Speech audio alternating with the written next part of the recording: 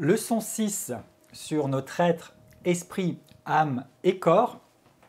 Et donc nous allons poursuivre cette étude que nous avons déjà bien avancée. On a fait un premier chapitre sur la création de l'homme, chapitre 2, l'esprit, et chapitre 3, l'âme. Et j'avais terminé sur l'âme en donnant déjà un petit peu une avancée sur la nécessité de renouveler l'intelligence et que c'était à travers la parole de Dieu. Alors, on a été un petit peu rapidement, on reviendra dessus un petit peu plus loin. En tout cas, aujourd'hui, on va poursuivre avec le chapitre 4 sur le corps. C'est cette dimension dont on n'a pas encore fait le zoom dessus. Et oui, il y a des choses à dire.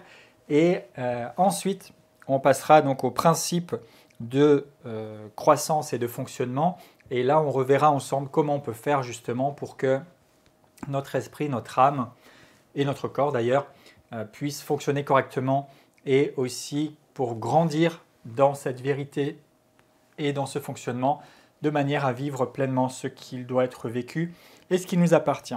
Donc aujourd'hui particulièrement, on va s'intéresser au corps. Je vous rappelle 1 Thessaloniciens 5, 23, notre être, esprit, âme et corps. Alors, on a étudié l'esprit, on a étudié l'âme, on va s'intéresser au corps. Vous pourriez dire, mais qu'est-ce qu'on peut bien dire sur le corps ? C'est probablement la dimension que les gens connaissent le mieux, puisqu'en fait, on a tous un corps physique et on s'occupe de notre corps d'une manière ou d'une autre et plus ou moins quasiment tout le temps. D'accord ? On doit en prendre soin de toute façon, il faut l'entretenir, il faut en prendre soin. Certains s'en occupent encore plus en l'arrangeant comme ils l'entendent, en faisant certaines activités, avec des sports, des passions, etc. Donc, c'est assez facile de s'occuper de son corps et je ne suis pas là évidemment pour vous enseigner comment vous occuper de votre corps ou vous développer physiquement, bien qu'il n'y ait aucun mal à ça. Mais on va regarder ce que dit l'Écriture et finalement on va regarder surtout à notre corps, mais dans la perspective aussi de ce fonctionnement esprit, âme et corps dont on a déjà posé clairement le fondement. Je suis un esprit, j'ai une âme et je vis dans un corps. Et puis aussi ce que la parole dit concernant notre corps par rapport au salut, à la nouveauté de vie qui nous appartient et à l'espérance glorieuse qui est la nôtre, certainement ultime, l'avenir, être un jour au ciel avec Dieu, mais il y a peut-être des choses aussi après lesquelles on peut aspirer, soupirer, s'attendre à Dieu et qui peuvent concerner notre corps. Donc ça va être l'objet vraiment de ce chapitre. Donc chapitre 4, le corps, et le corps c'est tout simplement en grec soma, et on peut dire en simplifiant que le corps c'est comme l'enveloppe, d'accord, qui entoure notre être intérieur. Vous vous rappelez, j'avais fait une illustration quand on a parlé de l'esprit, je l'ai gardé avec moi, avec mon petit gant. Le corps c'est un peu comme ça, okay, c'est l'enveloppe. Et l'être intérieur, c'était dans l'illustration ma main qui entre et qui du coup va animer, donner vie et utiliser ce gant, cet instrument pour faire des choses. Et de la même façon, notre corps, c'est en fait notre enveloppe, notre habitation et c'est notre être intérieur, esprit et âme qui habite dans ce corps, qui anime ce corps et qui en fait va utiliser ce corps pour accomplir ce qui doit l'être. Je vous rappelle donc que l'esprit est en position de maître, l'âme, intellect, émotion, volonté en position de serviteur et le corps en position d'exécutant, mais il n'en est pas exclu de la grâce et de la gloire de Dieu. C'est ce qu'on va regarder. Donc ce corps, il nous permet évidemment d'être au contact aussi du monde physique et matériel, d'interagir les uns avec les autres. Et pour être clair et direct, ce corps, dans son état premier en tout cas, il doit être assujetti. C'est ce que nous enseigne la parole. 1 Corinthiens 9, 27.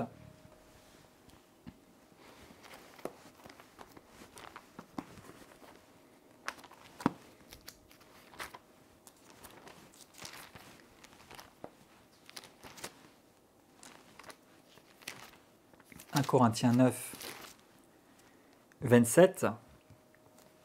Donc Paul dit « Moi, je traite durement mon corps et je le tiens assujetti, de peur d'être moi-même désapprouvé après avoir prêché aux autres. » Donc ce corps est censé être assujetti. C'est-à-dire que ce n'est pas le corps qui décide de qu'est-ce qu'il fait, de qu'est-ce qu'on fait. c'est votre esprit, vous l'avez compris, nous l'avons étudié, et votre âme régénérée, qui doit être capable de penser, de raisonner, de décider selon ce qui est bon pour vous, selon la volonté de Dieu, et alors votre corps va appliquer ce qui émane de votre être intérieur. Mais ce n'est pas à votre corps de décider, de diriger ou de vous amener simplement par des attractions quelconques. C'est-à-dire que votre corps, lui, il a 5 sens physiques. D'accord ? Les sens physiques permettent de percevoir, de mesurer le monde, les réalités qui nous entourent. Mais ce n'est pas le corps qui va décider quoi faire. Le corps vous permet d'être au contact des réalités qui vous entourent et va donner des informations à votre âme. Et c'est votre âme, avec en plus l'inspiration et la supervision de votre esprit, qui va décider quoi faire des informations que vous envoie votre corps. Le corps n'est pas décisionnaire, il n'est pas autonome, c'est un serviteur et il doit être assujetti, c'est-à-dire qu'on ne va pas se laisser aller à tout et n'importe quoi avec notre corps, parce que sinon, comme dit Paul, on risque d'être soi-même désapprouvé après avoir prêché aux autres, c'est-à-dire si on se permet de faire n'importe quoi, qu'on se laisse aller, eh bien, c'est certainement pas quelque chose qui glorifie Dieu, bien au contraire. Romains, chapitre 6 et verset 13.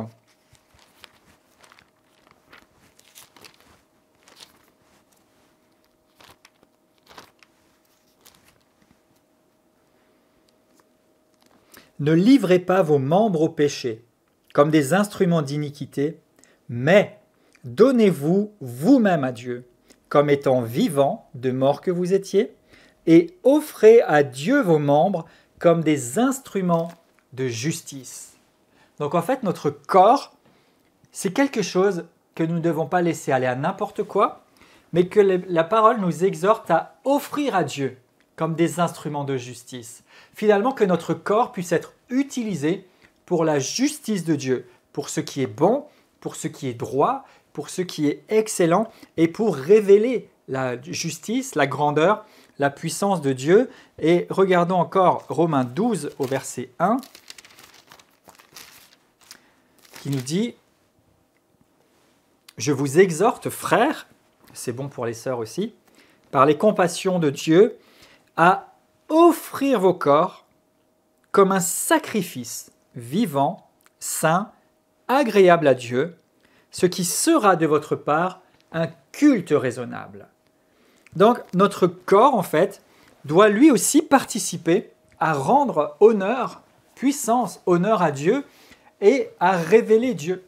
Il est dit, offrez vos corps comme un sacrifice vivant, saint, agréable, et ça sera un culte. C'est-à-dire qu'on peut vraiment adorer Dieu, l'honorer, lui livrer notre corps. Pourquoi ça?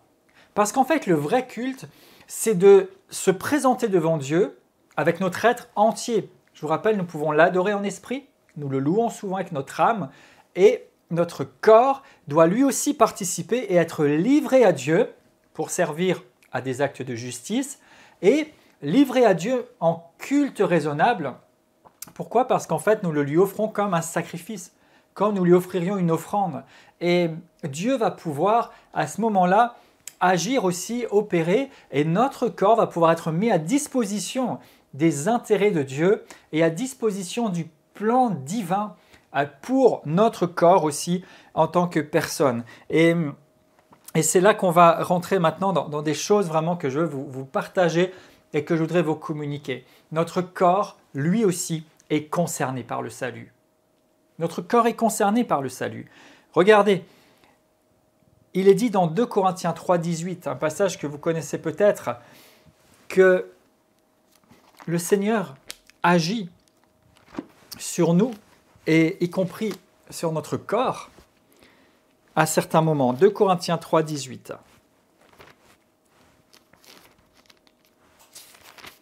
Il est dit, nous tous, qui, le visage découvert, reflétons la gloire du Seigneur, nous sommes transformés en la même image, de gloire en gloire, par l'Esprit du Seigneur.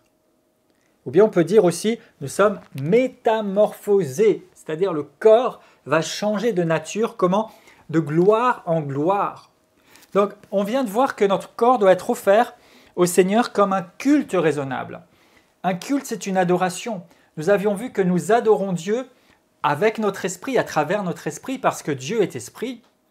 Et ici, il dit, mais nous tous qui reflétons le Seigneur, qu'est-ce que vous reflétez?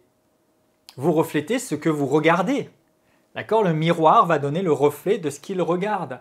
Donc, si nous reflétons le Seigneur, c'est parce que nous sommes en train de le contempler, de le regarder. En fait, quand nous adorons Dieu, nous le contemplons. Et il est dit, nous le reflétons sur notre visage découvert. Et nous sommes transformés à son image, là il est bien question du corps, de gloire en gloire par l'Esprit du Seigneur. Donc oui, nous avons reçu le salut parfaitement dans notre esprit. Oui, notre âme doit être renouvelée, restaurée dans notre intelligence, dans nos émotions, dans notre volonté, mais notre corps aussi peut et doit vivre la métamorphose alors qu'il est au contact de la présence glorieuse de Dieu pour aller justement de gloire en gloire par l'Esprit du Seigneur. La Bible dit que nous avons été affranchis de la loi du péché et de la mort. On l'a vu dans Romains 8 quand on a parlé de la victoire sur la chair. Et il dit « La loi de l'esprit de vie en Jésus-Christ m'a affranchi de la loi du péché et de la mort. » Et regardez ce que dit Romains 2.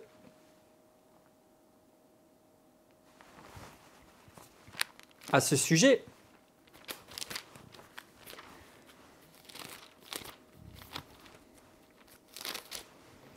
Il est dit que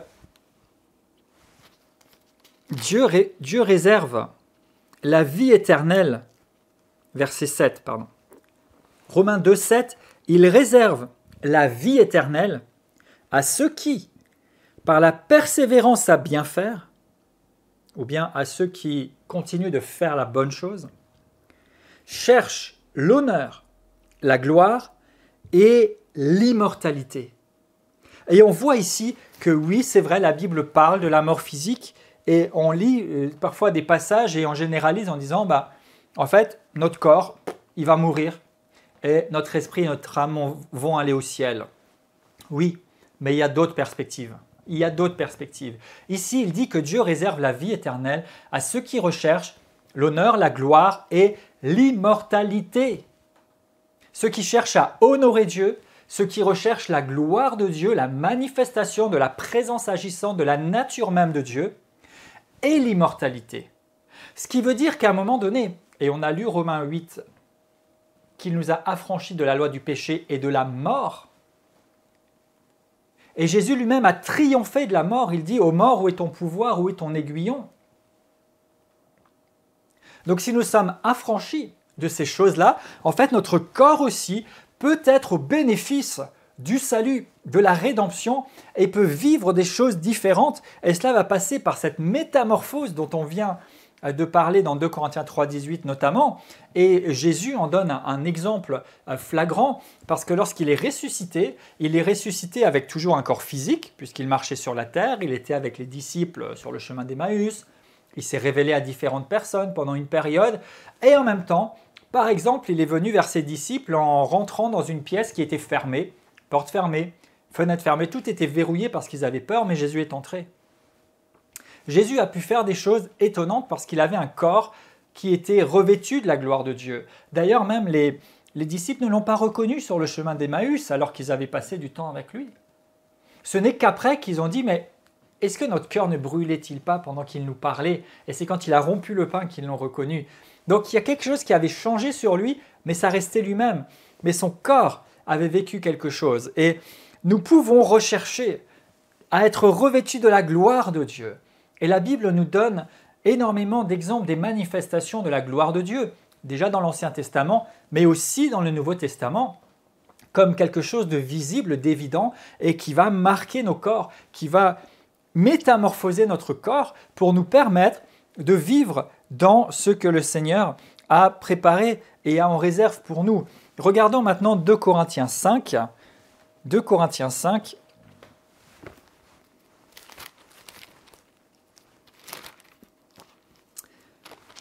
Et voyez ce que dit l'apôtre Paul, 2 Corinthiens 5.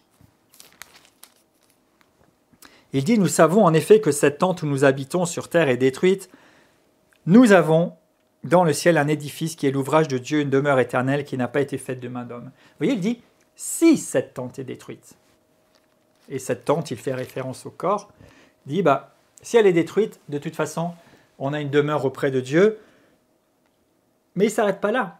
Il dit, aussi nous gémissons dans cette tente en désirant revêtir le domicile céleste, si du moins nous sommes trouvés vêtus et non pas nus, car tandis que nous sommes dans cette tente, nous gémissons accablés, parce que nous voulons non pas nous dépouiller, mais nous revêtir, afin que ce qui est mortel soit englouti par la vie.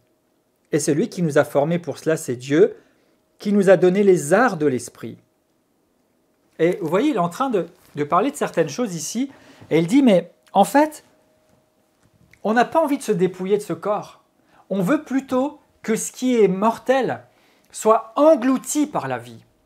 Et on va faire un petit peu un commentaire sur ce passage. Il parle de revêtir. Revêtir, c'est quelque chose qu'on a ou qu'on a trouvé et dont on va pouvoir se revêtir justement, qu'on va pouvoir s'approprier, qu'on va pouvoir faire sien. Se revêtir, c'est aussi trouver quelque chose en faisant des recherches, en faisant une quête pour pouvoir se l'approprier et aussi obtenir ou acquérir. Donc il dit, en fait, on désire acquérir, se procurer, examiner, rechercher à ce que nous soyons revêtus et que ce qui est mortel soit englouti par la vie. Et le verset 3 ici nous dit, si du moins nous sommes trouvés vêtus et non pas nus. Et en fait, dans le texte original ici, il dit, si cela se produit tant que nous sommes encore dans notre corps et non quand la mort nous en aura dépouillés. Je reprends et on va juste reprendre la lecture. Il dit, nous gémissons, c'est-à-dire nous soupirons, nous sommes dans une attente, une recherche, désirant revêtir notre domicile céleste, si cela se produit tant que nous sommes encore dans notre corps et non pas quand la mort nous en aura dépouillés. Car tant que nous sommes dans cette tente, nous gémissons parce que nous voulons non pas nous dépouiller, mais nous revêtir, afin que ce qui est mortel soit englouti par la vie. Et celui qui nous a formés pour cela, c'est Dieu qui nous a donné les arts de l'esprit. En fait, Dieu nous a formés pour que ce qui est mortel puisse être englouti par la vie. Dieu nous a formés pour pouvoir, pendant que nous sommes encore dans ce corps, revêtir la nature céleste, revêtir l'immortalité dont il est fait état, par exemple, dans Romains chapitre 2. Et regardons encore 1 Corinthiens 15, les versets 51 à 57.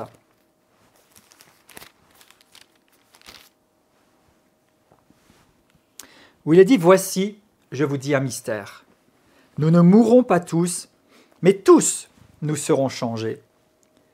En un instant, en un clin d'œil à la dernière trompette, la trompette sonnera et les morts ressusciteront incorruptibles et nous serons changés. Car il faut que ce corps revête l'incorruptibilité et que ce corps mortel revête l'immortalité.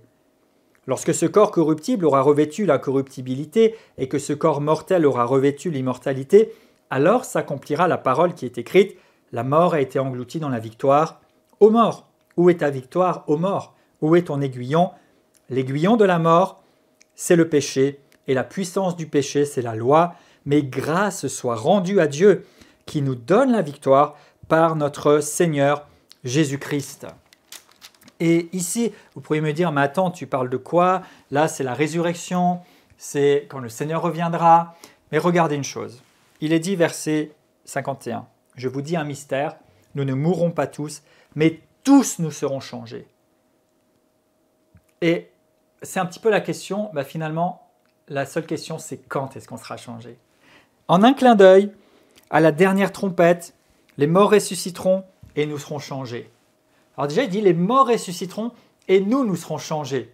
Ce qui sous-entend par là qu'il y a des gens qui ont été morts, et c'est vrai, ils sont morts physiquement, ils vont ressusciter, ils seront changés, ils auront aussi ce corps glorifié.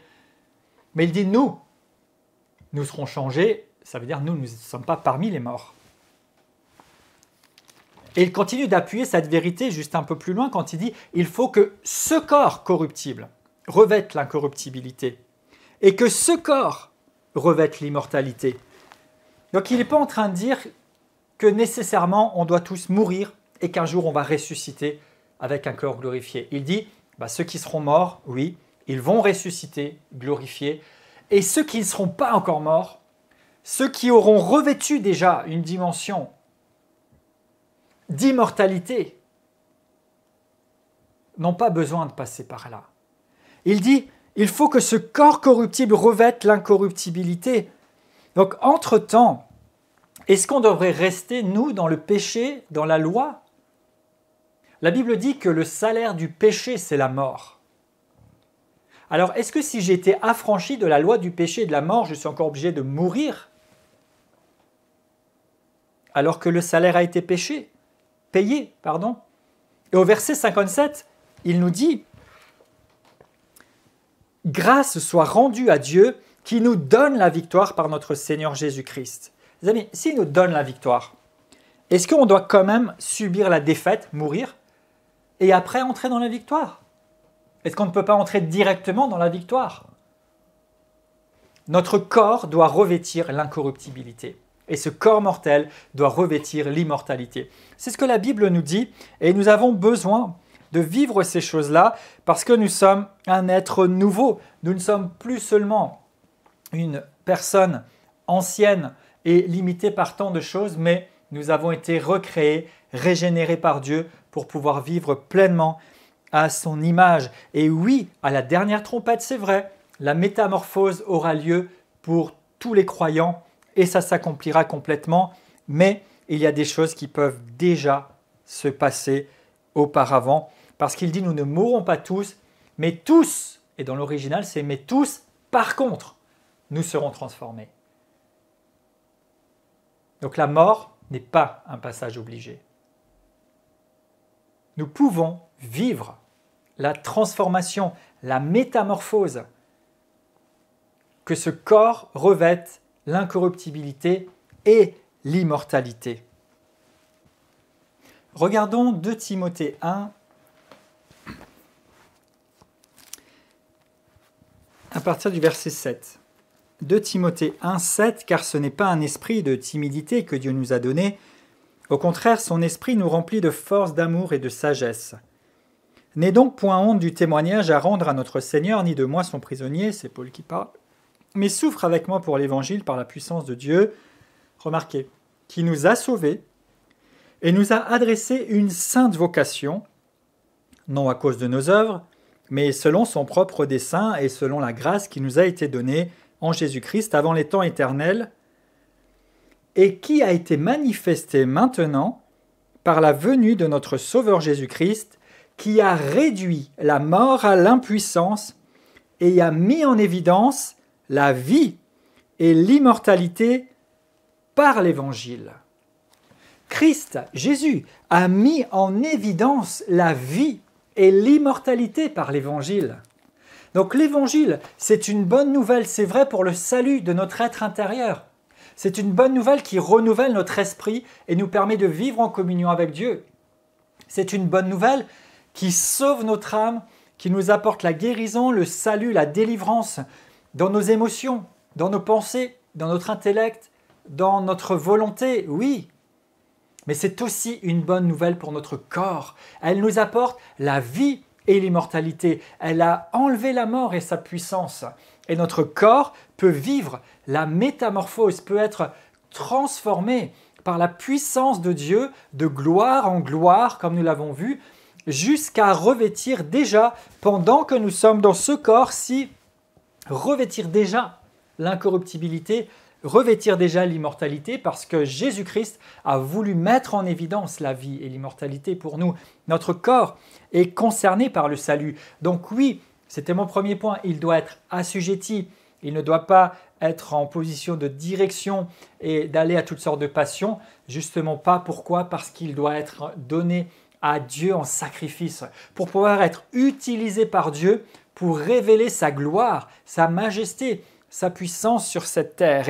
Et l'une des manières dont ça se passe, c'est justement que notre corps soit métamorphosé, transformé, que nous puissions revêtir le domicile céleste, c'est vrai, Mais avant seulement d'espérer aller au ciel éternellement et puis que ce soit la fin de l'histoire, c'est pour que nous puissions vivre véritablement ce que Christ a inauguré, que nous puissions porter le céleste, pas seulement en pensée, pas seulement en esprit, mais en vérité, d'une manière évidente, concrète. Et quand vous regardez l'Écriture, Dieu se révélait de façon sensible tout au long de l'Écriture. Dieu s'est révélé d'une façon que les hommes ont pu voir, vivre, goûter, toucher, sentir. C'est la volonté de Dieu. Il l'a fait par le passé. Il l'a fait dans l'Ancienne Alliance, il l'a fait dans la Nouvelle. Il le fait aujourd'hui encore. Il désire se faire connaître à l'homme et l'un des moyens par lequel Dieu veut se faire connaître à l'humanité, c'est aussi à travers ses fils et ses filles qui sont métamorphosés, qui vivent dans leur position, qui vivent avec assurance, qui ont l'esprit qui est fort, qui est développé, qui est en communion avec lui, qui reçoit des révélations et qui fonctionne par intuition, avec une conscience claire, avec une âme équilibrée, un intellect qui est utilisé à bon escient parce que renouvelé, des émotions qui sont équilibrées et utiles pour être au contact des autres et pour aider leur génération, et pour pouvoir recevoir aussi du cœur de Dieu, et une volonté qui est claire et établie pour être déterminée. Parce qu'il y a des choses, déjà le salut tout court, et même les choses que nous sommes en train ici d'ouvrir en perspective, qui demandent à rechercher ces choses, qui demandent à désirer revêtir, qui demandent à s'y plonger, à s'y intéresser. Il y a une volonté, il y a une détermination. Mais il désire aussi que nos corps portent la marque de la gloire de Dieu. Vous savez, la gloire de Dieu était remarquable. Il y en a tellement de manifestations. Si on prend vraiment juste les grandes lignes, Moïse dans l'Ancien Testament, son visage brillait quand il sortait de la présence de Dieu. Les gens ont pu voir ça. Jésus portait une gloire visible. Les apôtres diront, nous avons contemplé sa gloire, une gloire comme la gloire du Fils unique venu du Père. Il y a des choses qu'on pouvait sentir. Quand la présence de Dieu venait s'appesantir dans le sanctuaire dès l'Ancien Testament, il est dit à un moment donné que les serviteurs ne pouvaient pas rester là parce que la gloire de Dieu remplissait l'endroit, il fallait qu'ils s'écartent. Mais nous avons, nous, le droit de rester dans la gloire de Dieu parce que Jésus-Christ nous a affranchis, que nous sommes de nouvelles créatures et que nous avons accès par la route nouvelle et vivante inaugurée par Dieu à la gloire même du Père à cause du sacrifice de Jésus. Et notre corps peut être métamorphosé, transformé pour vivre dans ces dimensions-là. Dans les Actes, il est dit à un moment donné que les gens amenaient les malades pour que ne serait-ce que l'ombre de Pierre les touche. C'est-à-dire qu'il y avait comme un rayonnement, une atmosphère autour des apôtres qui faisait qu'ils s'opéraient des choses puissantes juste à cause de l'atmosphère, de la gloire de Dieu qui était sur eux. Ça révélait quelque chose de Dieu. Il y a quelque chose qui émanait, et là, en l'occurrence, qui passait par leur corps, puisque c'est quand ils passaient par là. Il y a des transmissions, il y avait vraiment des choses évidentes, et notre corps participe à ça, parce que c'est grâce à notre corps qu'on peut fonctionner sur la terre. Maintenant, notre corps est dans un certain état. Mais pour qu'il puisse pleinement vivre les dimensions de la gloire de Dieu et être utile et révéler cette gloire de Dieu sur la terre, il a besoin d'être métamorphosé. Il a besoin d'être au contact de la présence de Dieu. Il a besoin de vivre ces réalités comme de s'offrir en culte agréable à Dieu. On voit au début de l'Apocalypse, avant que Jean ne vive tout ce qu'il a été amené à nous rapporter ensuite et tout ce qu'il a écrit, il est dit que lorsque Jésus s'est révélé à lui, il est tombé comme mort. Mais Jésus lui a dit « ne crains pas » et il l'a relevé et il lui a permis d'accéder à tout un domaine de connaissance et de révélation, mais qui dépassait tout ce qui avait jamais eu lieu. Et jusqu'à Apocalypse chapitre 4 où il lui dira « monte ici » et il va lui donner même accès à la gloire même de Dieu, les lieux célestes. Il va pouvoir écrire, noter les choses qu'il a vues, entendues et nous en apporter le récit dans son livre. Les amis, il est dit de gloire en gloire. Il y a des choses tellement, tellement énormes. Et bien sûr qu'à un moment donné, on développe notre foi, notre espérance et notre croyance, déjà juste pour être sauvé. Et c'est énorme, et gloire à Dieu. On développe notre espérance pour que nos besoins soient pourvus, pour être en bonne santé, pour vivre certaines choses. Mais plus ça va, et plus le Seigneur nous ouvre les perspectives et nous fait comprendre et nous attire parce qu'il veut nous amener de gloire en gloire et notre corps fait partie de ce processus. Dieu nous a créé esprit, âme et corps et Dieu ne s'est pas amusé, si vous permettez, à former un corps et à insuffler sa vie dedans juste pour que ce soit détruit et que ça s'arrête là. Mais Jésus-Christ nous a affranchis de la mort. Il a dépouillé la mort et il est venu révéler la vie à laquelle nous avons accès et pour qu'à travers ça, notre être puisse refléter aussi la nature de Dieu, que notre être puisse être un témoignage de Dieu, que notre être puisse être utilisé pour des œuvres de justice qui glorifient le Seigneur et que notre être rayonne de ce que nous sommes, de ce qui est en nous. J'ai dit notre esprit régénéré et plus notre esprit est baigné au contact de la puissance et de la réalité de Dieu, et plus notre être entier va rayonner, être rempli et émané de ces choses, et plus tout notre être et notre corps y inclus doit refléter ces choses-là, qui est une harmonie. Vous ne pouvez pas avoir un corps, un visage sombre et fermé, etc., et prétendre avoir un esprit qui est développé et qui est illuminé. Vous me suivez?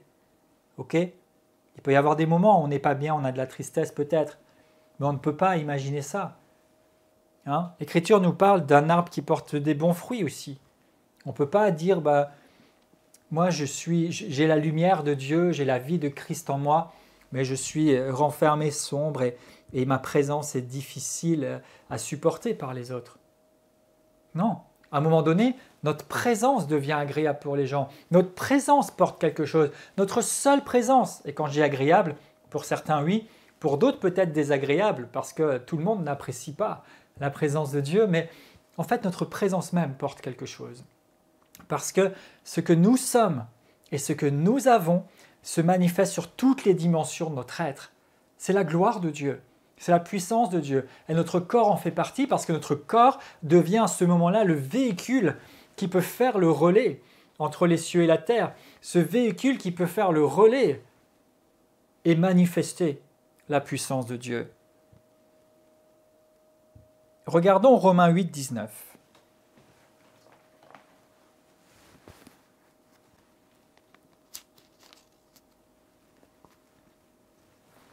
Il est écrit là, la création attend avec un ardent désir la révélation des fils de Dieu.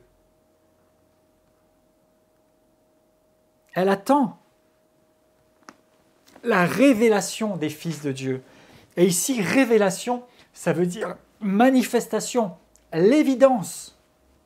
On peut même dire l'apparition des fils de Dieu. La création attend quelque chose avec un ardent désir. C'est-à-dire qu'il y a quelque chose qui doit être évident, manifeste au sein de cette création.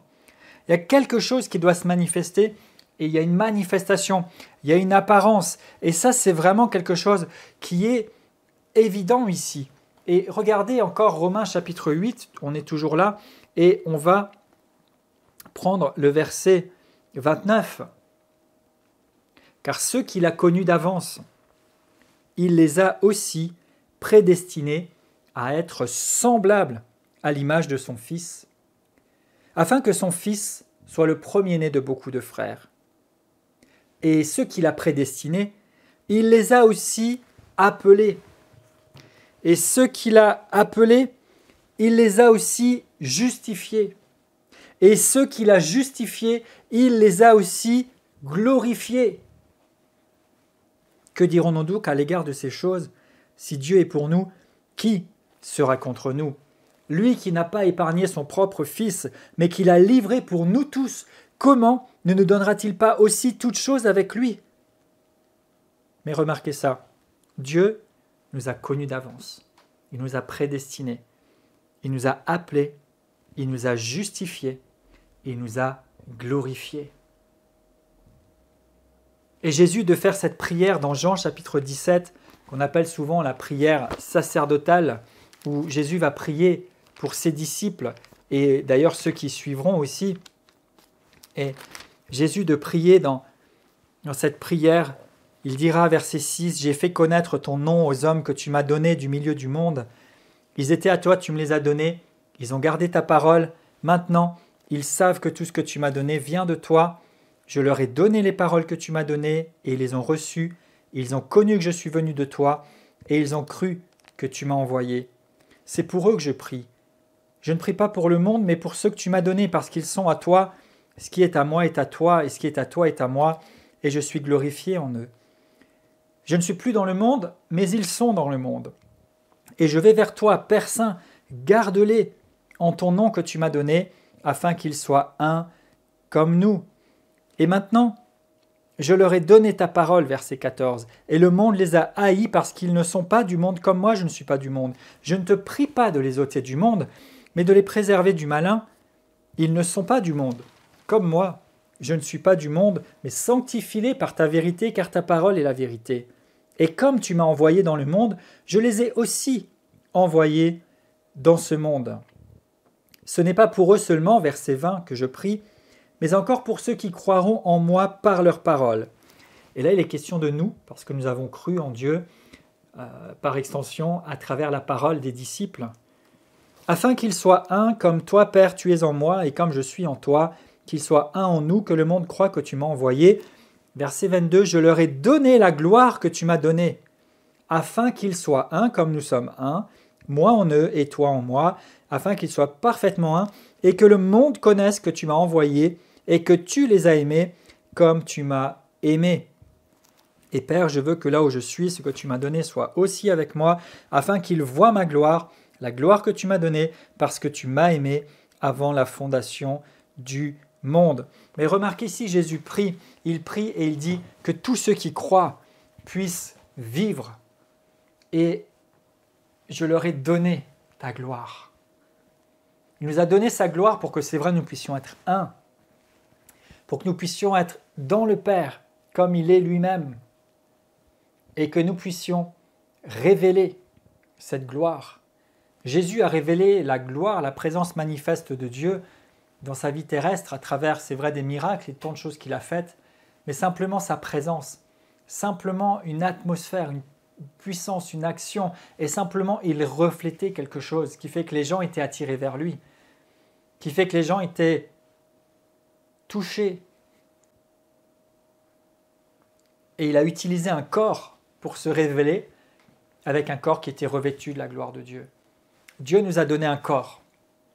Et notre corps, revêtu de la gloire de Dieu, va être utile à révéler Dieu dans ce monde pour que le monde puisse avoir la manifestation, la révélation des fils et filles de Dieu. C'est quelque chose de remarquable. C'est quelque chose qui va se faire d'une façon merveilleuse à travers tout notre être. En fait, plus nous demeurons dans la présence de Dieu, plus nous livrons nos corps comme un culte devant lui, pour qu'il puisse faire ce qu'il veut de nos corps, de nos êtres, plus nous nous laissons transformer, métamorphoser dans notre corps, dans nos pensées, dans notre intelligence, dans toute notre démarche, et plus en fait le Seigneur va pouvoir révéler ce qu'il veut révéler, déjà en nous et à travers nous, et aussi dans ce monde, pour que le monde voie, comme nous avons pu voir que Jésus était l'envoyé de Dieu, que le monde voit et croit dans le Seigneur Tout-Puissant, éternel.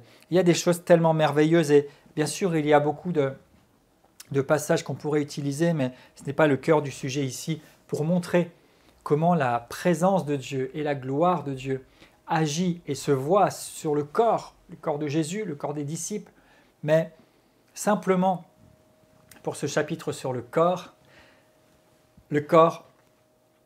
doit être assujetti, il doit exécuter ce qui émane de notre être intérieur, et notre corps doit être revêtu d'incorruptibilité, d'immortalité et de la gloire de Dieu, parce que c'est ce corps qui nous permet de faire le relais, de faire le lien entre le ciel et la terre, de faire le lien entre les choses de l'esprit et les choses de cette terre dans le naturel et de manifester le surnaturel de Dieu sur cette terre.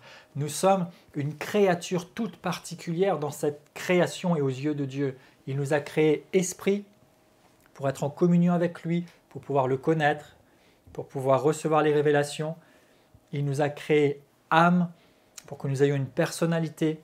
Cette personnalité doit être renouvelée mais c'est une bénédiction parce que ça fait que nous sommes chacun différents et Dieu utilise aussi nos caractéristiques et notre personnalité pour se révéler, pour que nous puissions servir à notre façon, que nous puissions apporter de ce que nous sommes.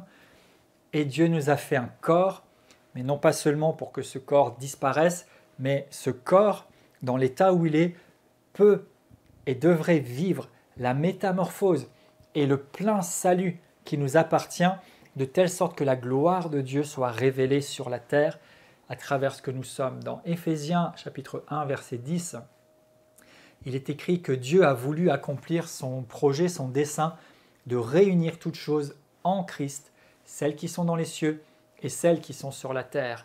La Bible dit aussi que l'Église, c'est le corps dont Christ est la tête. Et si nous sommes le corps de Christ, nous devrions être revêtus de la gloire de Christ. Si nous sommes son corps, c'est que ce corps n'est pas juste quelque chose de méprisable et d'inutile. Il n'est méprisable et inutile que si nous ne savons pas l'assujettir et en faire bon usage. Mais ce corps peut devenir quelque chose d'utile et de remarquable si justement ce qui est mortel est englouti par la vie.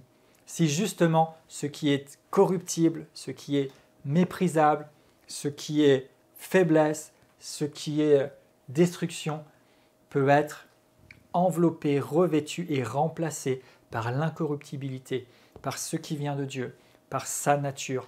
Notre corps peut vivre le salut complet et alors entrer dans tout ce qui nous appartient et tout ce qui nous attend pour accomplir vraiment notre destinée, ce pourquoi nous existons, ce pourquoi Dieu nous a laissés sur la terre. Et ça, c'est vrai individuellement et c'est vrai collectivement parce que nous sommes ensemble, Église de Jésus-Christ, le corps de Christ. Et le contact physique que ce monde peut avoir avec Jésus dans un premier niveau et dans un premier lieu, c'est à travers son corps qu'est l'Église, constituée des pierres vivantes, un corps qui soit couvert, revêtu de la gloire de Dieu, un corps qui reflète vraiment la pensée, la nature, l'attitude, la douceur, la bonté, l'amour que Jésus reflète et a transmis dans ce monde, un corps qui soit utile à faire les œuvres de Dieu. Donc, ne voyez pas votre corps seulement comme quelque chose qui fait n'importe quoi, qui ne sert à rien et dont vous voudriez bien être débarrassé. Mais si tel est le cas, dites-vous, ok, je sais, ce qui me reste à faire, c'est de rechercher l'honneur, la gloire et l'immortalité. C'est de rechercher à être revêtu pendant que je suis encore dans ce corps. C'est de rechercher comment et à livrer mon corps pour que Dieu puisse l'utiliser pour des œuvres bonnes, qu'il puisse l'utiliser pour des œuvres de justice, qu'il puisse l'utiliser pour se révéler à ce monde et que mon corps soit véritablement le véhicule, l'instrument de justice, de bonté, d'amour, de puissance, de la gloire de Dieu dans ma génération. Que tout notre être, 1 Thessaloniciens 5, que tout notre être, l'esprit, l'âme et le corps soient conservés irrépréhensibles, irréprochables pour l'avènement de notre Seigneur Jésus-Christ. C'est là un appel élevé, mais il n'y a pas moins que ça. Et Dieu nous a donné tout ce qu'il fallait. Je vous rappelle de positionner les choses, l'esprit, notre nature intérieure et profonde, maître, parce qu'il est régénéré, parce qu'il est au contact de Dieu directement. L'âme est un serviteur. Je vais utiliser mon intelligence, je vais utiliser mes émotions, je vais utiliser ma volonté pour accomplir les œuvres de Dieu, pour appliquer ce qui m'a de mon esprit et aussi pour lire ce qui vient de mon corps et voir ce qu'il convient de faire. Et puis mon corps qui va être un exécutant, qui va accomplir les œuvres qui sont inspirées de Dieu, qui va agir conformément à la révélation et qui va permettre à la gloire de Dieu non seulement d'être visible et manifeste en esprit ou à l'intérieur, mais d'être concrètement sensible, remarquable, manifeste à l'extérieur sur mon être tout entier. Ça fait partie des choses que vous verrez aussi dans d'autres cours et notamment dans un cours sur la croix, l'œuvre du Christ et ses conséquences où on ira un petit peu plus loin dans le sujet de la métamorphose aussi et de l'appel de Dieu.